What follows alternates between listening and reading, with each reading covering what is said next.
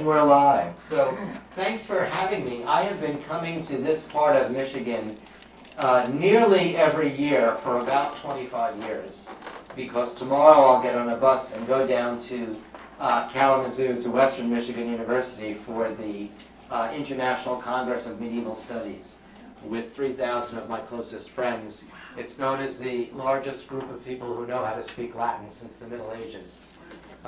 And so when I knew I was coming out this time and I had this new book out, I called the Catholic Information Center, of which I knew because Mark David Janis is the president and publisher now, and has been for 8 or 10 years, of Paulist Press, and I still do some editing for Paulist Press. And so he connected me to Irene, and I'm very grateful, Irene, for your hospitality. And for those joining us from afar in the world of live streaming, we feel your presence. We know you're here, and thanks for tuning in as well, whether you watch this live or on the YouTube channel soon enough. So this this new book of mine has a little bit of a story, which I'll get to, but I am by training a church historian. And I spent most of my life in the late Middle Ages, and there were some things that I had never done in my life. And one of them was read the Bible, from the first word to the last word. Has anyone done that? It's a very strange experience. And of course, being good Catholics, we don't read the Bible, right? That's just not part of our heritage. So I was looking for an excuse to read the Bible, but I didn't want to just pick it up without having some pursuit. And that's one piece of the puzzle. And the other piece of the puzzle was that as I myself was getting older, I noted that I was not getting any wiser. Several days ago, I celebrated my 53rd birthday, and my daughter, who's 12 going on 45, reminds me that I'm really not that cool, and I'm really not that smart. And as she gets older, I seem to get less cool and less smart. And so we have this cultural notion, don't we, that as we get older, we get wiser. And of course, that seems to work very nicely with my desire to read the Bible. So now this was something that I could read about as I read through the Bible. It took me, by the way, 4 months to read through the Bible, reading a little bit each day, not being able to devote 2 hours a day to the task. And as a result of that, I came up with this book called Ageless Wisdom, Lifetime Lessons from the Bible, which is full of lots of paradoxes. So, of course, the first question that we want to ask ourselves is, what is wisdom? We live in a world where we can get all sorts of information this way. How many of us go through life and every day, either ourselves or someone else will say, Google it. Google is now a verb, right? I do this in class all the time. My students have a laptop and I say, look this up for me. I forgot the year. And they'll find it in 2 seconds. The problem is that people think that those facts have knowledge in and of themselves. Now, facts are very important, but facts aren't wisdom. Information is not wisdom. I bet all of you have come across people who take a piece of information. I do a lot of papal history. People love papal history because everyone's got their birth name, then they have their pope name, then they have the number after the pope name, they have all of these dates, and all of those things are basically useless information. They're what I call factoids, right? They're facts that just float out there. People come up to me all the time, I'm an historian, and I say, I once read that, right? But they won't put that piece of information in a context. When you can take a piece of information and put it in a context, you move from information to knowledge, right? But knowledge is not wisdom. And I want to play a game. You ready? I want you for a moment to think of the smartest person you know. You have that person in mind? Now I want you to think of the wisest person you know. I'm going to bet it's not the same person. Right? And oftentimes the wisest person may be the least formally educated person. There are people in my life like this. Wouldn't make decisions, major decisions, without running it by them. We have an expression. You know this expression, some people are born 40. My wife is born 40. When my wife was pregnant, I prayed, Dear God, let our child have my wife's soul. I have no common sense whatsoever. And she does. Our daughter is 12 going on 45. You know that expression, right? So what then is wisdom? Well, I can give you a secular answer, I think, but I think wisdom is not wisdom unless it has a religious connotation. I think wisdom has deep insight into psychology. Socrates was a wise man. But I think in our context, here we are sitting in the Catholic Information Center, in a religious and spiritual context, wisdom from the world, or secular wisdom, needs another layer. And so I'm going to let Pope Francis speak. And when asked what wisdom was, he replied, "This is wisdom. It's the grace of being able to see everything with the eyes of God." And that's kind of like what our grandmothers told us when something bad happened, and we would say, "Ma, Grandma, why do bad things happen to good people?" And what would your grandmother say? "It's not for you to know. God knows." Now, I then and now find that an incredibly unsatisfying answer. But as I grow older, I tend to have more trust and more faith that other people know more about things than I do, and maybe that I can grow from them. Now, being able to see everything with the eyes of God, think about it. God's been around a pretty long time. And perspective is something that comes with age. We look at our children, some of you in this room, or we have grandparents in this room. Yeah, some of you have grandchildren, and you know that they know nothing. They think they know it all, right? But now you look back to when you were 15 and you realize why your parents got annoyed at you when they said you have no idea what you're talking about. It's because we had no idea what we were talking about, right? Take it this way. If you're 15 years old, you don't remember the first 5 years, right? So if you're 15 years old, 5 years is about half of your cognitive experience. But if you're 60, 5 years is a 12th, right? You've had more experience. This is why many people get more interested in history the older they get, because you have a history, and you appreciate a history with a perspective. Well, now something is happening in our society that's never happened before. Historians should never use the word never. But I'm going to tell you never on a couple of things. We are dramatically, as a nation and as a planet, getting dramatically older because medicine is better, right? You read stories about the Middle Ages or the ancient world, and sometimes women have a 1 in 3 chance of surviving childbirth. 1 in 3. If you have an appendix that bursts, you're dead. If you have a cut that goes gangrene, you're dead, right? So we're living older. Now, I don't expect you to be able to see all of the details on this, but I'll just point out two. So if you were a man born in the year 1900, you could expect to live 51 years. And if you were a woman, 58 years. Now, if you are male and born in the year 2000, hi, come on in, you can live 81 years. And a woman can live 84 years. That is in 1 century. The fundamental answer why that is penicillin and antibiotics, things that we never had before. So now, of course, you can live longer. There was a study done recently, and the question was asked, if you could live to 120, would you? And most people said, how healthy am I? Do I want to live to 120 in poor health? Maybe I've lost my cognitive skills. Most people would say no, right? So it's not just age. Now look at that statistic. Now I subscribe to Mark Twain's line about lies, that there are 3 types of lies. There are lies, there are damn lies, and there are statistics. Right? You could use numbers to prove anything. Yet this is an incontrovertible number. Every single day in the United States, 10,000 people will turn 65 until the year 2030. That is not a typo. Every day. This is why AARP is the single most powerful lobby in America. That's not a joke, right? Every day.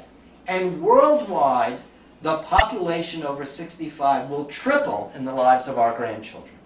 So 10 years ago, 7% of the world's population was over 65. By the time our grandchildren are grown up, 20% of the world's population will be over 65. And never before in history, in the year 2040, will we have, in 2040, we'll have something that's never happened before in history. More people will be over 65 than under 5. What are the implications for Medicare, Medicaid, Social Security, long-term care, housing, rehab, occupational therapy, hospitals? We're not having that conversation in the United States, right? Old is bad. Old is bad, right? My students, they need to have the new one, whatever the new one is, right? I have, Samsung Galaxy 6, and my students have 16 or something like that, right? Don't you hate when your computer just updates on its own? I hate that. I didn't ask it to update, and it updates, and then the things that used to be there, they're not there anymore! And I get panicked, right? Life is going too fast. It's going to go even faster, because we're going to live even longer. So in the year 2000, if you were 62 years old, you can expect to live about another 20 years. In the year 2020, a few more. But in the year 2040, when you turn 62, you can expect to live at least 25 more years. And that's just going to go up. So what are the implications for this area, big in pharmaceuticals, right? I come from New Jersey, big pharmaceuticals. I tell my students, you want to make money? Go into pharmaceuticals. Go into hearing aids. Go into occupational therapy, right? And I also tell, how do you do that? I tell them, be history majors. Because if you're a history major, you'll have all of these great writing and analytical skills to be able to do that so that you can be trained. Now, where does religion come into play? Every study shows that as people get older, they get more religious. Now, my students, so the youngest of my students is 17, right? And they're very jaded already, right? This is the Columbine generation, right? This is a generation that has grown up with active shooter drills. And they say, oh, old people get more religious because they're going to die soon. That's what they tell me, right? Well, if you look at your congregations, a lot of people can do things when you're retired that you couldn't do when you were raising children. I have a plan for my retirement. And my plan is that I want to work as a literacy volunteer. I will not consider my life complete until I have taken an illiterate person, an illiterate adult, and made them literate. My daughter doesn't count. And ESL doesn't count, because you can read and write in Spanish, Italian, Slovak. That's what I want to do with Mother. But I don't have that time now. I simply don't have that time in my life.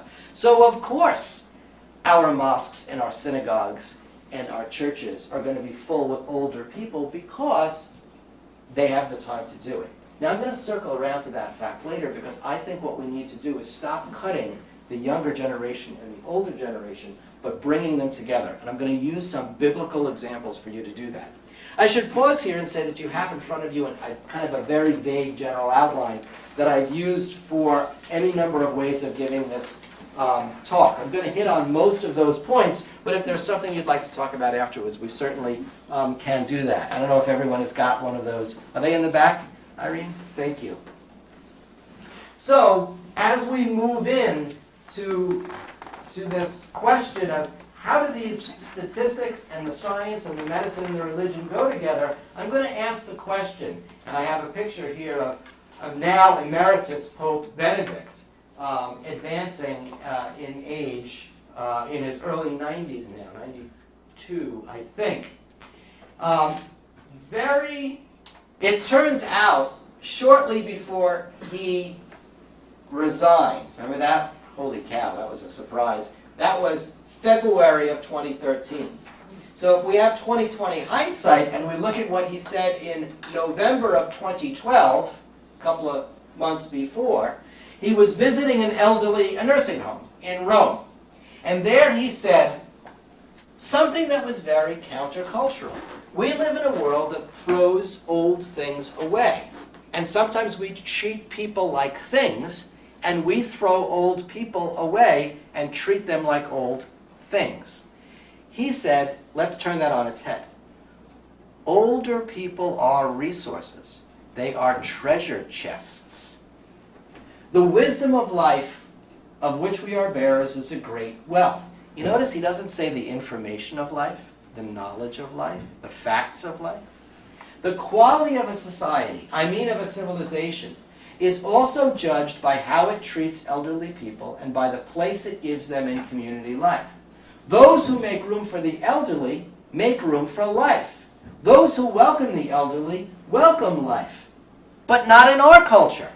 In our culture, old equals death, used up, thrown out. So I love the way he's making us take something. Hi, welcome, come in. There's an outline in the back you want to grab. Take something, and it's turning it on its head. So this is what I decided to do. When I turned about 40, I decided to write a book about age and wisdom in the Bible. And then something happened, known as life. My father, now gone to God, used to say, if you want to make God laugh, tell God your plans. You've heard that one, right? My father was a pretty smart guy, a pretty wise guy.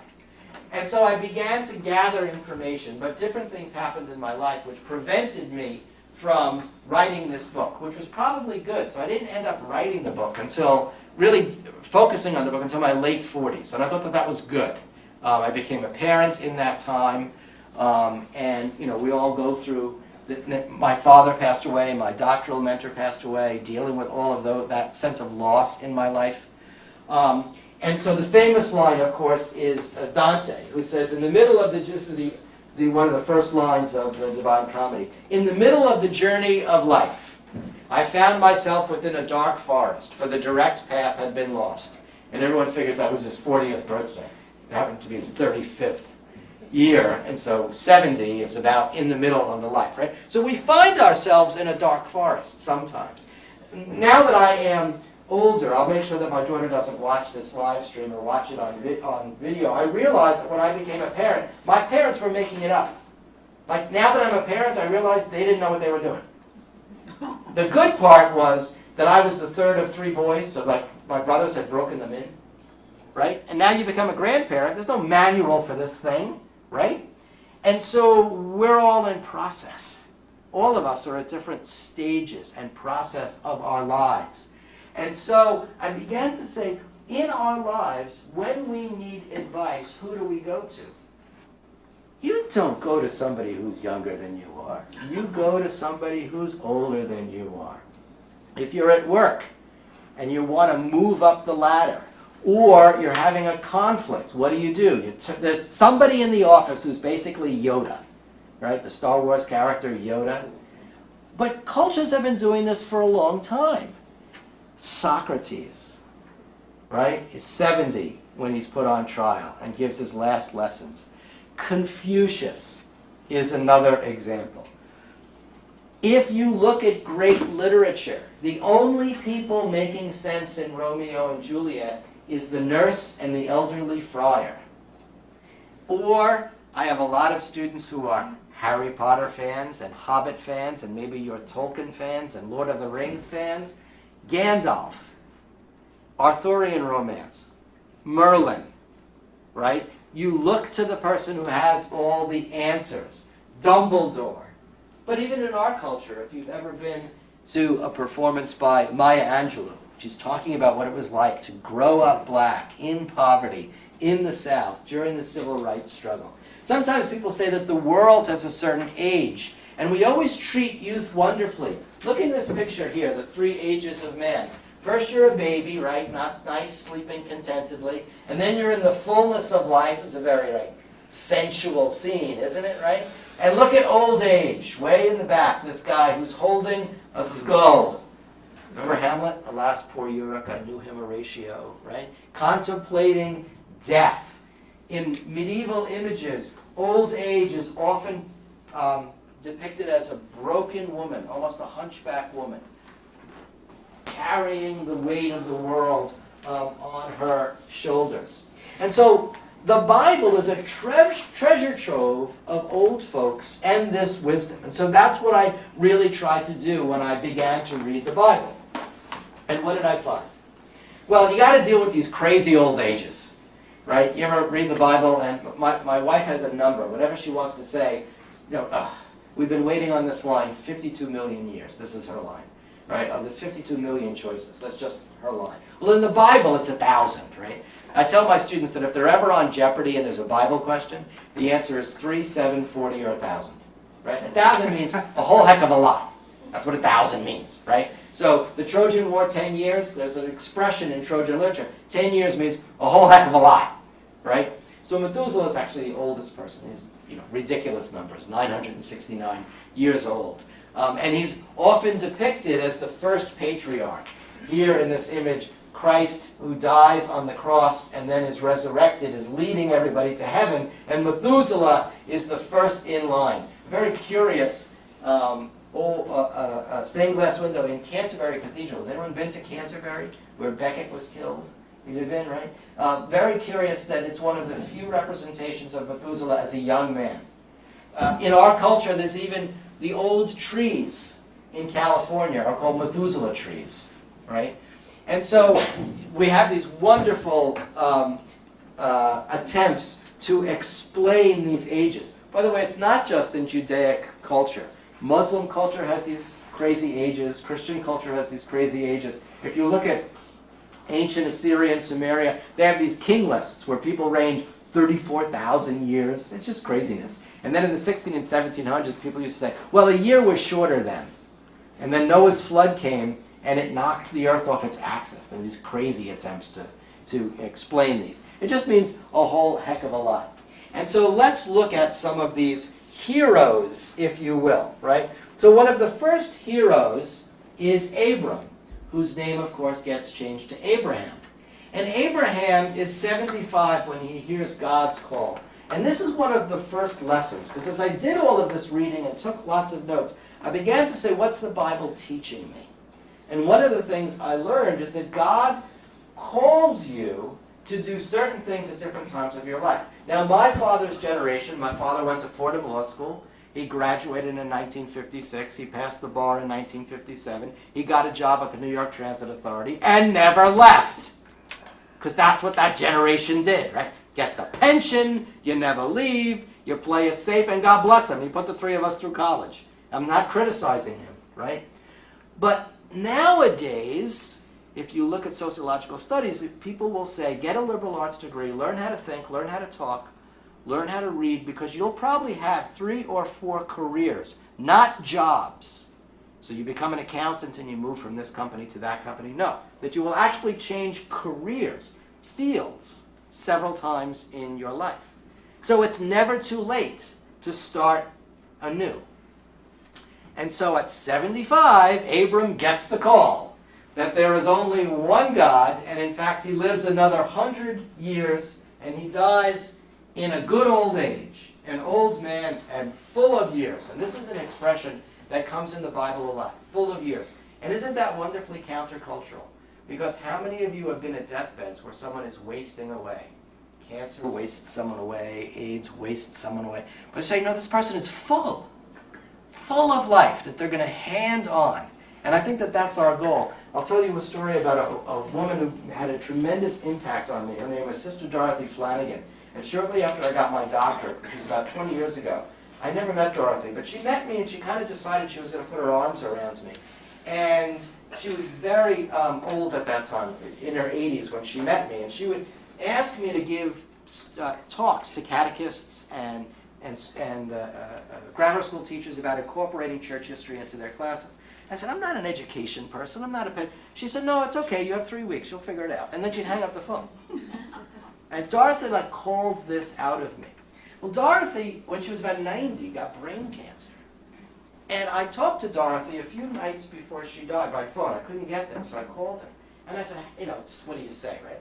How are you, Dorothy? And I said something stupid, right? And she said, I'm great. She said, I'm empty. I said, what do you mean? She goes, I gave it all away. I have nothing left. Everything I learned, I gave away. So I'm done. And I thought she lived this full life, but she didn't go to the grave that way. She went to the grave empty. And so what I want to do is someday write an ode to her. I dedicated a book to her, but I want to write an ode to her called Die Empty. It's the teacher's job to die empty. Give it all away. Now, We want to think that the Bible says and the Bible teaches, and by the way, you can never say the Bible says. Don't you hate when people say, the Bible says? I'll give you the best example of that, right? Because people just pick the lines that they like, right? Because the Bible is an anthology written over many centuries by many people, we believe inspired by God, but in many genres, right? And anything that's anonymous, was written by a woman. You've heard that?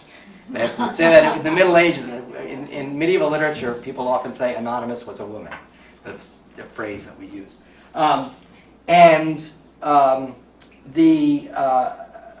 So I can tell you, for instance, that the Bible says that there is no God. Now you're paying attention, right? The line is, the fool says there is no God. But if I cut out the fool says, and I say, the Bible says, right? So whenever I say that, I'm obviously saying this is everything that I pull out different stories from different places. We're supposed to honor our parents. We're supposed to stand up before the aged. And we're supposed to defer to the old. So now, let's look at the Quran. The Quran has something very similar. In Surah, so the Quran has chapter and verse, and Surah is essentially a chapter. So in chapter 17, it says that we should show mercy toward the aged because it's reciprocal. Because when we were children, infants, people showed mercy to us because we're entirely helpless. An infant is entirely helpless, right? And so therefore your role when you get older is to honor those who showed mercy to you.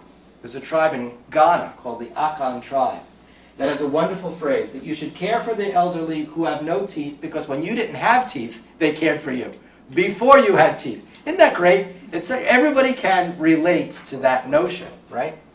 But the problem is that not all cultures do. We want to say we honor our elderly because it makes us feel better. So this is a real challenge here. I'm asking, what are the implications of this for parish ministry and pastoral ministry, right? Well, in Greco-Roman times, old age was not revered. You know, Greco-Roman gods, you've seen them. You've been to the Vatican Museum. They're buff. They're gorgeous. No one ever told you that there's a god of old age. His name is Geras. Gerontology, geriatrics. And he is always depicted as a broken old man. Here is a picture of Hercules beating Geras, who's asking for help. I need help. And look, he's naked, he's bent, he has a cane. You see that? There's a great story that I'd like to tell you. The Spartans of all cultures honored their elderly. They had a level of government called the Gerousia. So you see the word Gerus? And it was 28 men elected to be the overseers of the society. But to be eligible to be elected, you had to be 60 years old. Now that's a warrior society. So you are a tough character, right, if you made it. And the Athenians, if you read Athenian stuff, they talk about, oh, they care for the old, they care for the old, they care for the old, but they didn't, right? So there's a lot of rhetoric, right? And so here's a story that Cicero actually tells this story in his essay on old age called De Senectute, on old age. He says that there's an old man going to the theater in Athens, and he can't find a seat. And everywhere he goes among the Athenians, you know when you're on a bus or on a plane and you don't want somebody to sit next to you, you put your bag there. Or someone's looking for a seat and you look down. Maybe you sneeze so they won't come near you, right? No one's giving this guy a seat. He's Athenian. So he goes to the section reserved for outsiders, and there are the Spartans. And the Spartans were the Athenians' blood enemies. Every single one of the Spartans stands up to give this Athenian old man the seat. And one of them says, these Athenians, they know what politeness is, but they won't do it. Right? So we can talk about the words, but we need to actually do the task. One of the things that you find again and again and again is gray hair. And let me tell you that I kind of like this notion that gray hair denotes wisdom. Where does gray hair come from? Don't wash the gray out. So there's a story told about Abram. This is actually a Muslim story. Remember that Muslims revere Abram as their father. Jews, Christians, and Muslims are all children of Abraham, the common patriarch. Right? And the story is told that Abraham is not getting the respect he deserves in his neighborhood. So he says to Yahweh, he complains to Yahweh. Abraham complains a lot. Nothing like Moses. Moses complains all the time. But he says to Abraham, these kids aren't paying attention to me. So God says, go to bed. And when he wakes up, he has gray hair. And all of a sudden, all the kids start paying attention to him.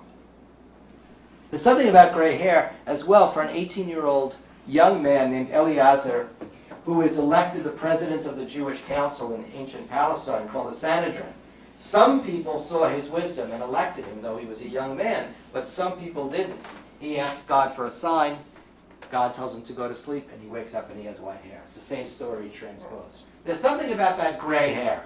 How becoming to the gray-haired is judgment, and a knowledge of counsel to those on in years.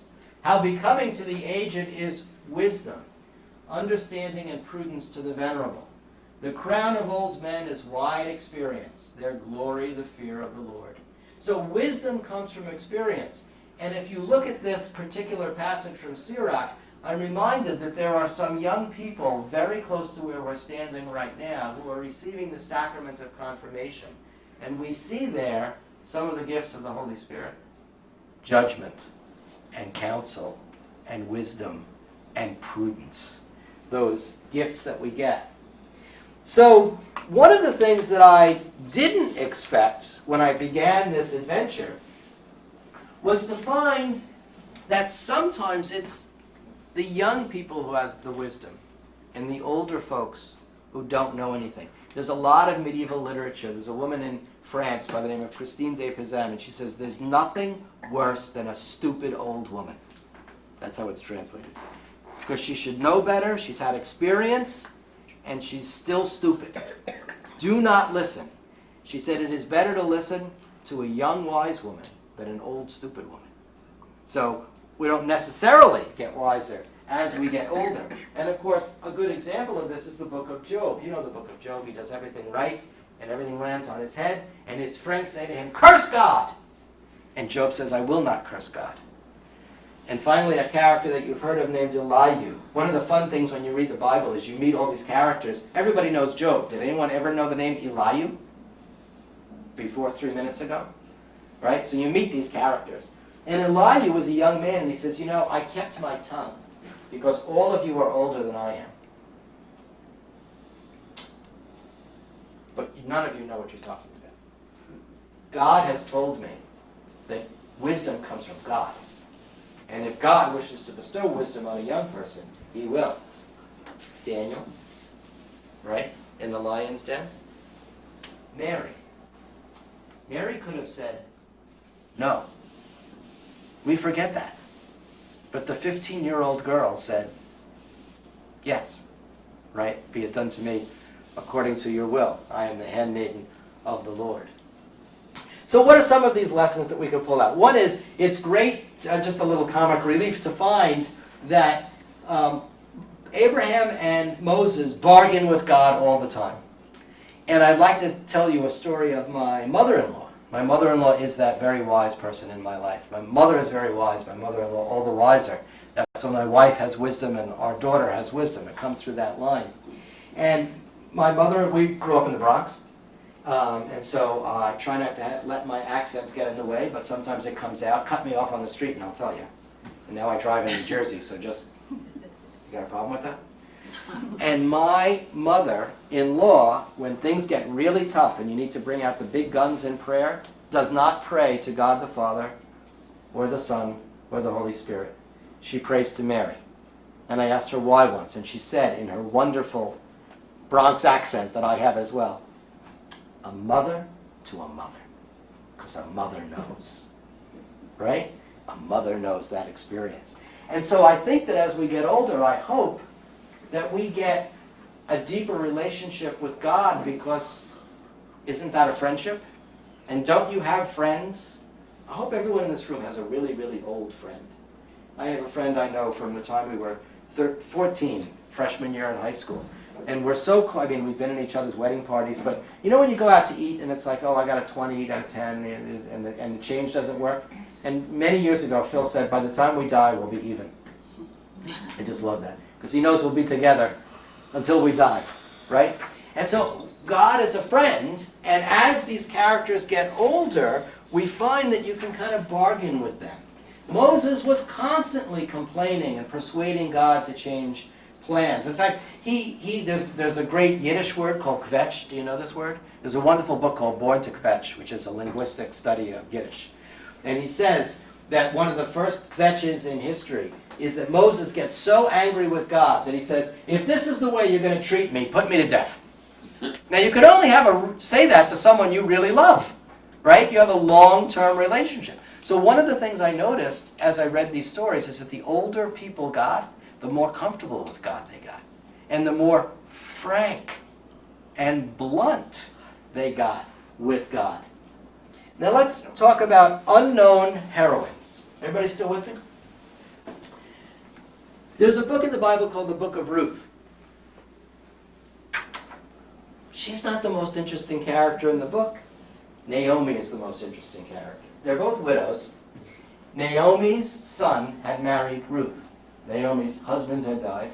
Ruth's husband has died. Mother-in-law and daughter-in-law. Naomi says to Ruth, leave me. I'm only holding you back. And Ruth very famously says, wherever you go, I will go. Wherever you live, I will live. Very devoted. And so Naomi, when they go to this new town, notices that there's a young man named Boaz who's got the eye for Ruth. And Naomi goes into Yenta the matchmaker mode. She's talking here, she's moving these people together. She says to Ruth, show interest, but don't show too much interest. And Ruth and Boaz fall in love. And one of the things that attracts Boaz to Ruth is the love and devotion that she shows to her ex-mother-in-law. Well, Ruth and Boaz get married, and they have a son named Obed. And Obed is the father of Jesse. And who's Jesse the father of? David. Pretty important person. Naomi is a really important person, and you don't know her name. That's not an indictment. I didn't know her name before I started to read either, right? So God's working through these older folks whom we may not know by name. And of course, Sarah's the best one. If you were 90 years old and God told you you were going to have a baby, wouldn't you laugh? In fact, in Hebrew, Isaac, their son, means she laughs, the one who laughs, right? And so Sarah gets told, and we have these wonderful, I took all these stories and I ran them through the Middle Ages as well. I wanted to see what Jewish, Christian, and Muslim writers had said about them. Maimonides has a wonderful line. He's a 12th century Jewish philosopher, and he says, who's an old woman? Somebody who's old and doesn't protest. I always like that, right? Or Petrarch said on his 62nd birthday, when you feel you're old, then and no sooner will you declare your old age. Or as the director of research for AARP put it, old age is a little older than you are right now. Right? And in fact, demographically, people who study this stuff, gerontologists, talk about young old, old, and old old. Young old is like 65 to 80, 65 to 75, old is 75 to 85, old is 85 and up, because we're getting older, right? And so we need to talk about some of the implications. So I'm going to just move to one story and then talk about the takeaways. One of my favorite stories in Christian scripture, or what some people call the New Testament, is the story of Simeon and Anna. You know the story. So Jesus is taken to the temple to be presented, right? It's 40 days. Mary is also being taken to be purified. Now it is a feast that we celebrate in February called the Presentation of the Lord. And Simeon is an old man who has been told by Yahweh, you won't die until you see the Messiah. All we know is that he's old. Anna is an old woman who goes and prays every day. She's called a prophetess. She's given the very specific number of 84. All right? Very precise number. And when Joseph and Mary, now let's consider Joseph and Mary. They've had a pretty rough last 6 weeks, right? The last 6 months. Hi, honey. I know you're my fiance, but I'm pregnant, but I didn't sleep with anybody. Okay, how did that go over, right? Joseph protects the baby, they're running, and there's no room at the inn. It's been a bit of a week, right? It's been a couple of months. And they go to the temple because they're doing their duty, and out comes Simeon and Anna, and consider that two of the first people on the planet, apart from Joseph and Mary, to recognize that the baby is the Messiah, are two senior citizens. God has revealed the incarnation in Jesus to two senior citizens. And look at what Pope Francis says. He takes the young and the old and he flips. So preaching on this feast, it is a unique encounter between observance and prophecy, where young people are the observers and the elderly are the prophets. Right? So what are some of the takeaways, and what are some of the implications for parish ministry? Well, older is not necessarily wiser. Solomon lives his life as a fool. And of course Solomon, wise King Solomon, ends his life as a fool. Wisdom can be both a blessing and a burden. Old age can be a blessing and a burden. I think many of you will say what I am now learning, having hit the other side of 50. It's very interesting that my students consider my age the wrong side of 50, and I'm beginning to understand it's the right side of 50. Now, we often learn more from our failures. When we look back, right, we don't know it then, but when we look back, we often learn more from our failures than from our triumphs and successes. And so what does wisdom teach from all of these stories? What are the takeaways from reading the Bible? That wisdom teaches patience and negotiation and humor, and it's closely tied to humility. Now that's my next book. Whenever I'm writing a book, I get my next book from inside the book I'm writing. And I think that the lack of humility in the world today is a fundamental problem. I think the world would be a better place if more people were more humble. And so I'm doing this study now of humility. And wisdom should always be paid forward. Like Sister Dorothy told me, you're supposed to die empty. Now, think of harvesting. First you sow, and then you reap, right? When we want to say, I told you so, you got what you deserve, we say, you reap what you sow, right? So you think of your retirement years as a time to reap the rewards. What if you turned it around and said, I'm going to sow something that I'll never reap again, but I'm going to sow it in the next generation, right? It makes that not a time of dying, but a time of living. And so there's a midrash, which is a commentary on the first 5 books of the Bible, the Torah or the Pentateuch, Genesis, Exodus, Leviticus, Numbers, and Deuteronomy. And this midrash from the Middle Ages says, there's an old age without the glory of long life, and there's long life without the ornament of age. Perfect is that old age which has both. Well, if you have both, let's go back to Benedict. When Benedict visited a nursing home in London in 2010, he said, here's the problem. We've got many more old people, and most people think of these old people as a burden. Let's turn it around. As advances in medicine and other factors lead to increased longevity, it's important to recognize the presence of growing numbers of older people as a blessing for society. And that makes people go, what? Every generation can learn from the experience and wisdom of the generation that preceded it. Indeed, the provision of care for the elderly should be considered not so much an act of generosity as the repayment of a debt of gratitude. Remember the tribe in Ghana? You have to take care of your elders when they have no teeth, because they took care of you before you grew your teeth. Right? It's a wonderful moment. So Pope Francis has really focused on this. And I was doing this talk as a webinar on a parish ministry. I said, there's a doctoral dissertation in here on the writings of John Paul II, Benedict XVI, and now Francis on the treatment of the elderly. It's a very important theme. It's overlooked. And so Amoris Laetitia, which was one of the documents that Pope Francis put out in the paragraphs that are numbered 191 to 193, he refers to the elderly as a living, not a dying, a living part of the community. This tribe in Ghana calls the elders living ancestors. I adore that phrase. I think it should be on t-shirts. It should say AARP, living ancestors. Right? Because ancestors are supposed to be dead. right? Think about that. Living ancestors. And so Francis, quoting JP2, older men and women play a role in the continuity of generations by the charism of bridging the gap. Francis has focused on bridging the gap. And this is what I want to end with by saying that in parishes we need to talk about ways of bringing the generations together. Bringing the generations together. And I have some suggestions for you, right? So he often tells young people, go and listen to your elders. Listening to the elderly tell their stories is good for children and young people. It makes them feel connected to the living history of their families, their neighborhoods, and their country. And he even says homework. When he speaks to young people, he says, I'm giving you homework. And it's funny because if you go on YouTube and hear this, all the kids groan. Even the Pope is giving me homework.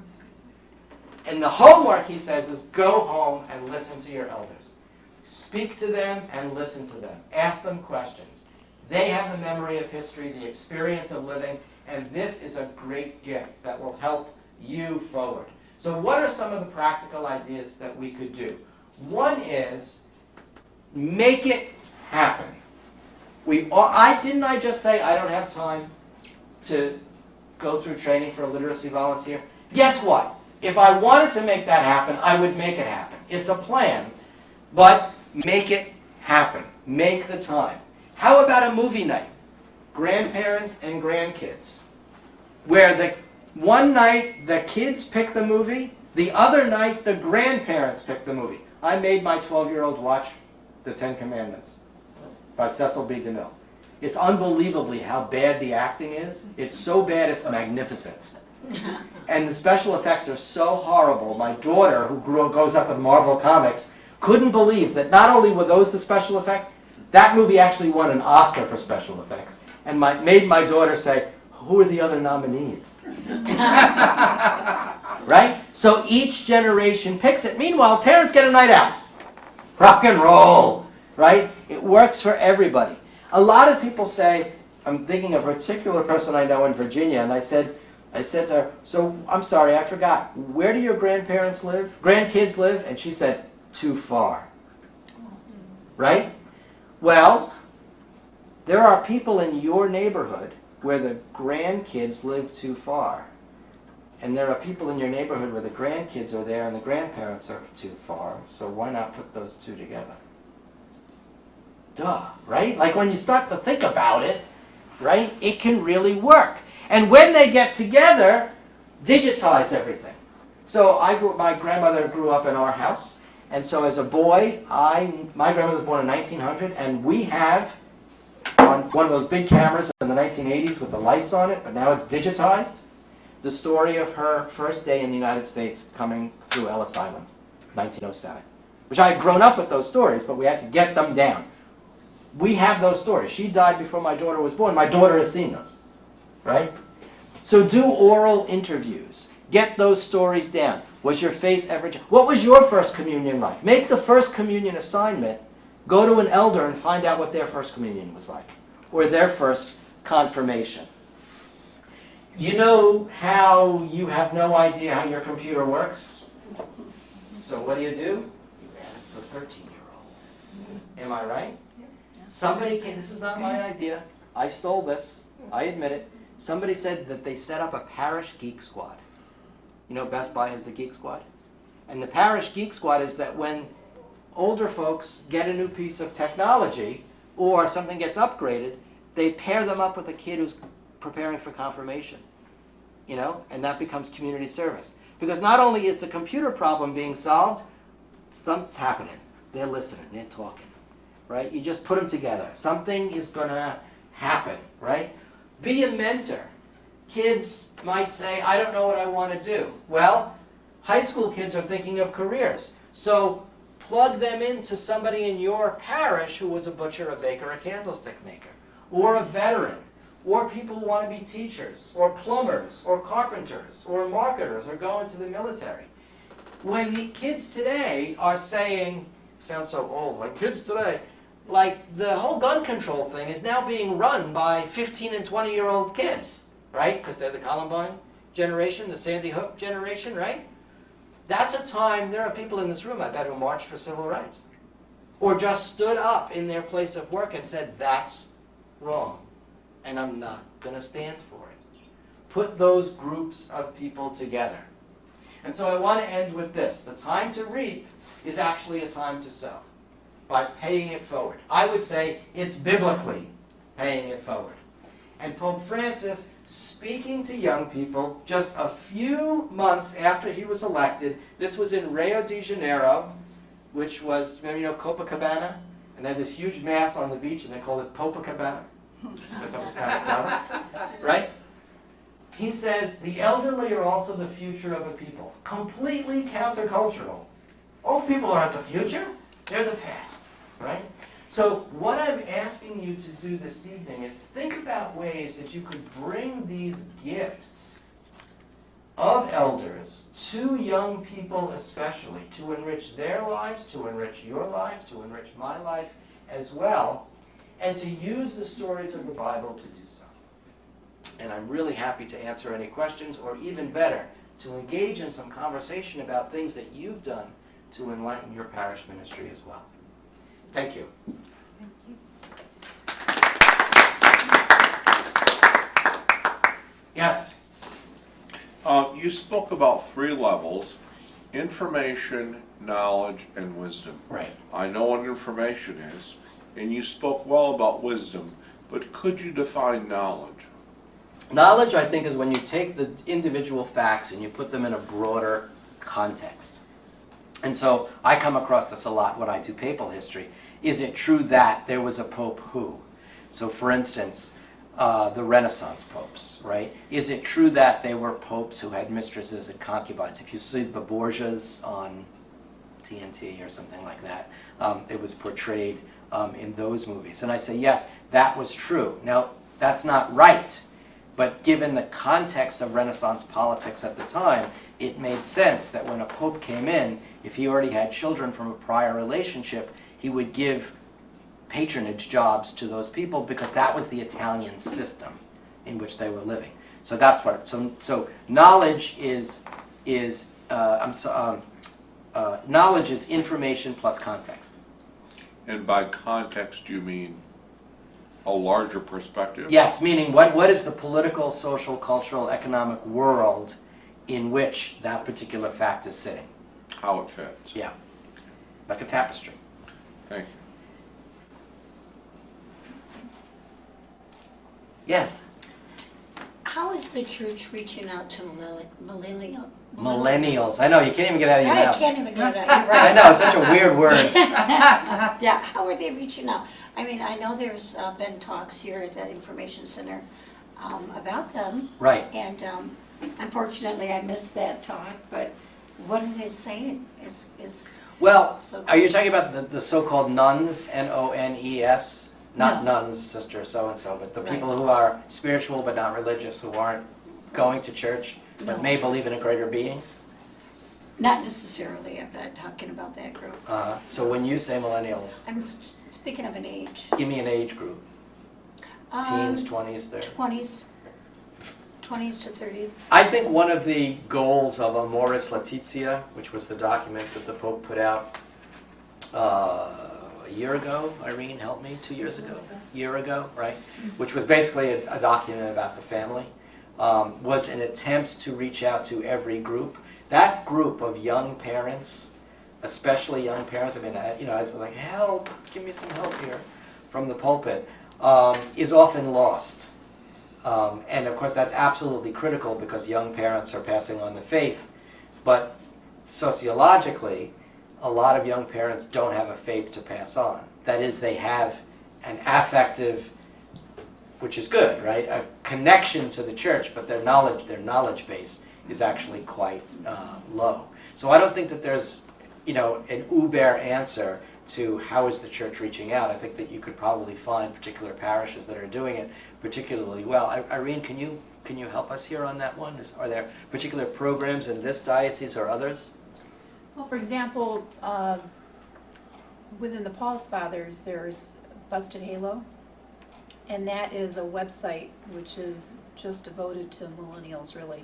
And you can visit it too, but it's all, they really talk about culture now and connecting faith and your life. And so, the Paulist Fathers are, and it's technology, so that's what millennials, are really into. Parishes, I think they're all doing different things. I don't know all the parishes around with it. We don't have an active young adult group at the cathedral, but the Catholic Information Center of the diocese just started a Young Adult Leadership Institute, and we have 18 young people in that millennial group that are learning leadership skills that they can translate into both their work and their church. So, there's some things that are going on. Radio would be another example. So bustedhalo.com, one word, Busted Halo. Also does, it's remarkable, this is a Paulist father named Dave Dwyer. And he does like 3 or 4 live hours 5 nights a week, which on radio, which is like Sirius Radio, yeah. on the Catholic channel on Sirius Radio.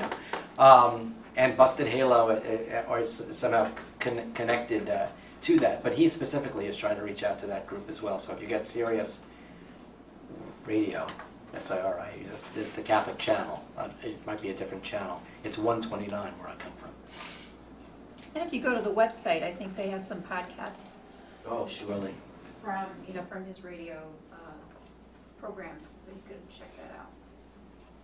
I would also look at Salt and Light TV, which is a Canadian operation, which is probably saltandlight.com, or Salt and Light TV is like another version of EWTN. It's run out of Toronto.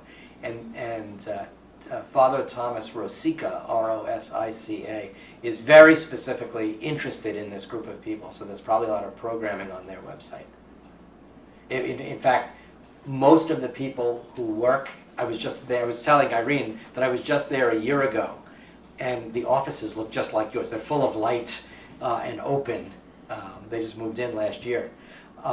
And Tom deliberately hires millennials because he feels they have the skills. Millennials should be speaking to millennials. Question. Some parishes have a young adult group, and some parishes have a senior group. And I guess I'd like your opinion on the importance of both of those groups, and if they should also strive to maybe create events where those groups are blended. Absolutely. Absolutely. We think of a family, right? In a family, we don't separate people in the family, right? When you come together at the table, everyone's at the table, right? And so why in a parish would you separate those? Sometimes you want to be around people your own age. That's just culturally true, right? But I think there needs to be a deliberate decision to put those groups together. When I gave this talk, I don't remember where, but someone said they do at Christmas time, they do a kids and senior citizens, so like 15 and younger and senior citizens, and around Christmas, and it's shopping, so the parents can go shop for the kids for Christmas, and they do movie night or something like that, and then they do Christmas wrapping, where the grandparents, or not their grandparents, help the kids wrap the presents for the parents who aren't there. So naturally we separate these groups, but we don't naturally make them interact. So what I'm saying is, specifically for confirmation, when people are looking for community service, they tend to look outside the parish and overlook opportunities inside the parish. Well, I gotta say that our parish of Holy Trinity, I think most everybody had First Communion this week or on Sunday, but I think it was the first time we really had the father and the son, the wife and father come with us to the one receiving First Communion. Yeah, that's really cool. Yeah, so that I thought really was really good at our parish at the Holy Trinity. I wish I could call up the picture, but I have an uncle who's a retired bishop, 87, coming to the end of his life now. And when he was 82, he gave our daughter her First Communion. And oh, it's beautiful, oh, it's lovely. Now you have a crazy church historian sitting there going, that is literally tradition. He's the oldest person in the family, by the way, and she's the youngest person in that line in the family. And the whole day became about them. They have this cute little relationship. He is literally handing up. He was literally putting into her hands the single most important part of our faith, right? Which is the Eucharist. And the word tradition comes from the root word to hand over, right? What if you got kids and grandparents talking about their first communion as that one? The other one is, my grandmother was in our household when we grew up, right? So I grew up cooking, right? I'm one of those Italian men who know how to cook, right? And cooking, bring the generations together to cook. Because while you're doing that, right, all of our cultures have specific foods, right, related to different festivals, or even if it's Christmas or Easter. Something's going to happen, but you have to get out. I firmly believe that the parents have to get out of the room. And all technology gets checked at the door. Right? And just let it happen. Just put them together, and it's messy, and somebody's got to clean up, and who cares? But something is going to be handed over beyond the recipe. I mean, some of the things that I treasure are my grandmother's recipes in her handwriting, which we had to get her to write down because she's a Sicilian grandmother. How much do you put in? That much. Right. Do you know what I mean? Which is how I cook. But we got her to write it down, so I have her handwriting, How do you know if it's salty? You know. Right? Am I right? That's right. Don't forget. Yes. What do you see as the future of women in the church? Their role? I'm a big fan of Pope Francis. I think Pope Francis is not great on women in the church. Someone said it's because he's a member of a religious order that has no female branch. So Dominicans have men and women, and Jesuits don't. I don't think that's true, because I've met plenty of Dominicans or Franciscans or other men who were not great with women.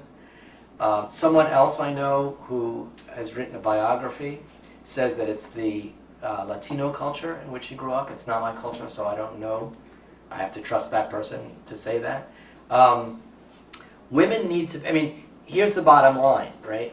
Ordination is the key. Until women get ordained, there's always going to be a problem. I think women deacons, I think that we will see women deacons at the end of my daughter's lifetime. I know that a lot of you are saying I can't wait that long, but the church moves slowly. Some people resist women deacons because they see it as the camel's nose under the tent. And once you ordain women to be deacons, then you've got to ordain them to be priests. And there's some interesting theology going there. I think what you need are women in decision-making roles, making decisions that will impact men. Women must be teaching in seminaries. Must. I taught at a seminary for 5 years, and my wife is trains as a clinical social worker. And so we would go to social events, and she would say, these guys don't know how to deal with women. Partially because they idolize their mother, which becomes Mary, right? And they're very uncomfortable around women in leadership roles. So what you need to have are women in technically speaking, there's what's called consultative and deliberative decision-making. Consultative is, what's your opinion? I'll make my own decision. Deliberative is, you're voting. You're making the decision, I have an impact. And we have some dioceses in the United States, I don't know about the rest of the world, but in the United States where we have women who are the chancellors, who are involved in canon law cases, who are involved in decision-making roles. And so that needs to increase exponentially. Exponentially. Even when that increases exponentially, until women have the opportunity to be ordained, there's going to be a heck of a glass ceiling. So do you think the male leadership in the Catholic Church doesn't want the women to get the camel's nose under the tent because they can be looking for retribution? And they're living in fear? Can't follow what you're saying. Well, just that after keeping women out for millennia, finally when women get some position of authority, they might want payback. That's a pretty negative view of women who want to serve in Well, the no, church. they're human. It's not at women, it's a human thing. Humans do retribution. Women- Yeah, but it kind of plays into the angry woman caricature, doesn't it? I think more can't of the speak for scared those men. man. I think that there are some people who say Jesus chose men, and therefore only men can be priests, and as a church historian, that doesn't make any sense to me. Women, first off, Jesus didn't only choose men. Jesus chose women. The first person that Jesus revealed his resurrected self to was a woman. So the notion that he only chose men is not true.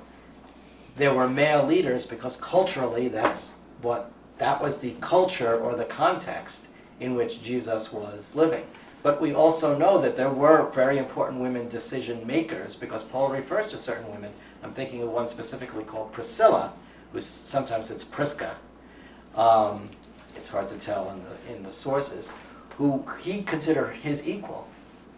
So I can't speak for why some men want to keep women out, but I've never thought of it that way. That's not to say you may not be onto something with certain men. Most people make decisions out of fear, and I could see where the men would fear Well, I mean, I think paybacks. I think that I've met a lot of men who are fundamentally misogynistic. I've met a lot of them. I meet a lot of people who are fundamentally racist. And a lot of that is cultural. And we've got to grow up and put our big boy pants on. And if we're going to talk about equality, then we're going to talk about equality. Well, Yes. I've seen this one guy. I went to a different religion, but that's beside the point. But he had the whole Bible and a little, computer, your laptop or whatever, or cellular phone or whatever you want to call it.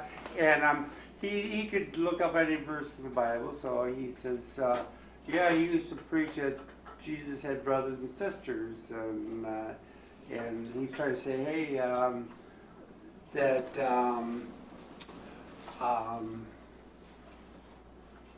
he was a preacher. You're not supposed to advertise that, I guess, is what he's trying to say. But Jesus did not have brothers. I mean, I guess at that time of century, your relatives were considered brothers and Right. sisters. That's a point of contention, even among scripture scholars, as to whether the word brother meant cousin or not. I'm not a scripture scholar, I'm not a Greek and Aramaic scholar, so I can't answer that question fully, but in terms of someone being afraid of using passages in the Bible, you have to take all of the Bible. You have to take the parts, that you don't like. I want to say that Jesus is a pacifist, but he trashes the temple. He says, I've come to put a sword between mother-in-law and daughter-in-law. And those passages make me uncomfortable, but they're there. And I have to deal with those as well. I think the key is to take the whole thing and not just take the pieces that you like,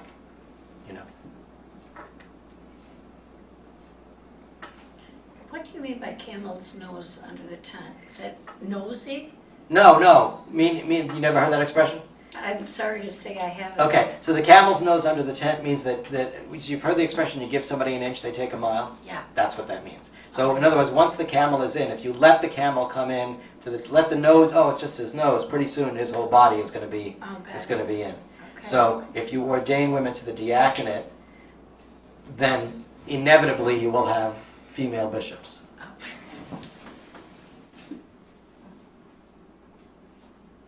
Make it sound like it's the ultimate fear of having a woman bishop. It's not my fear. I think we'd be a better church. But, I mean, we see this in the pedophilia crisis, right? So all those you saw what was that movie about the Boston Globe? Spotlight, right? Yeah. So I remember my mother, right, still goes to church. She's as faithful a person as I know. Her brother's a priest, and she said, why weren't there married parents on the boards reviewing these cases?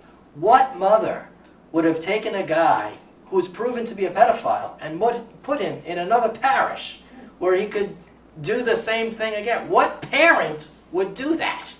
You know? And so there's a particular case where that whole voice just wasn't there.